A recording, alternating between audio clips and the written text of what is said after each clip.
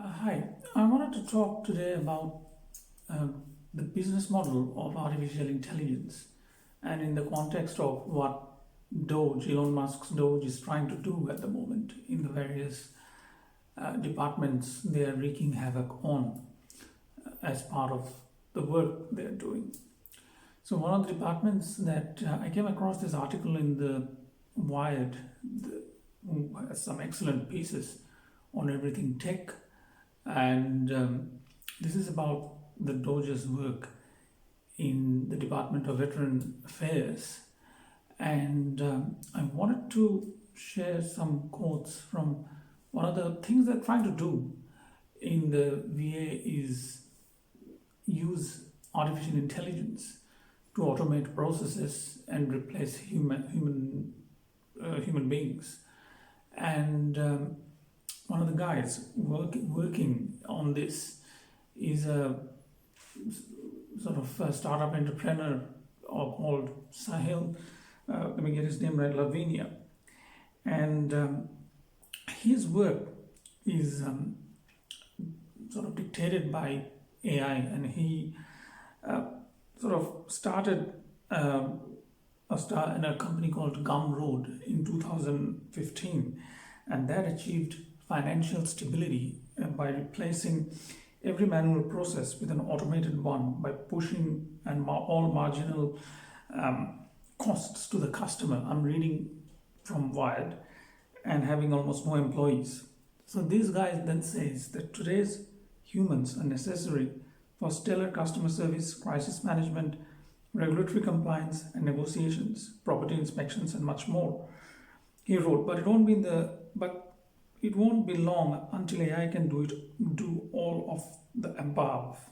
It's all of the above. So, as you can see, that the ultimate aim of Doge is to replace a very large segment of people with AI because AI is compliant, and I'll discuss the risks from that in a separate video. But on this one, I wanted to focus on if you extrapolate this into the broader economy, that every employer or every business has a business model where they employ maybe one or two people and everything is done by AI. So now extrapolate that across the whole world.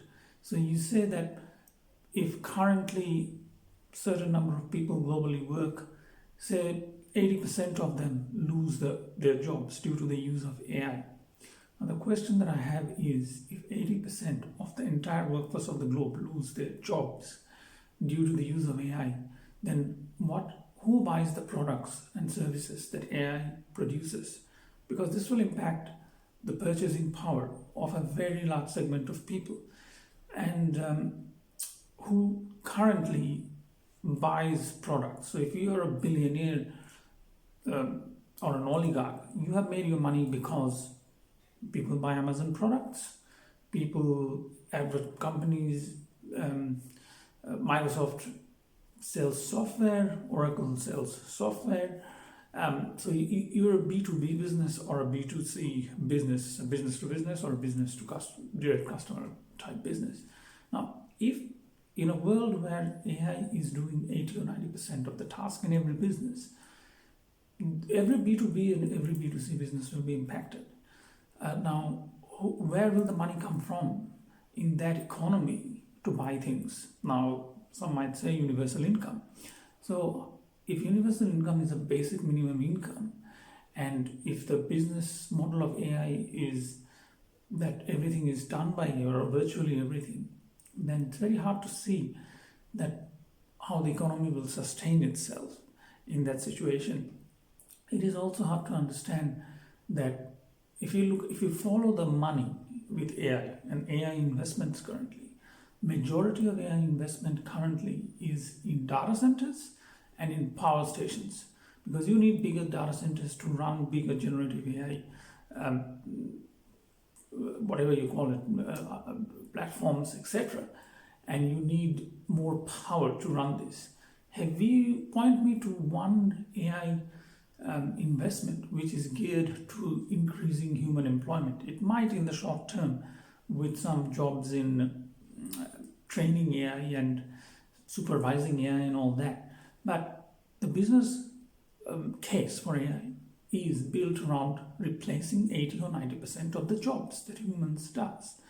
Now, it's very hard to see what is the economic model in that instance of who buys the products and services if 80 or 90% of the workforce of the globe doesn't have jobs. I'm open to ideas from economists and other people who are much wiser than myself in this, that how do you see the economy working in this context when nobody, or largely a very large segment of the population, doesn't have a job.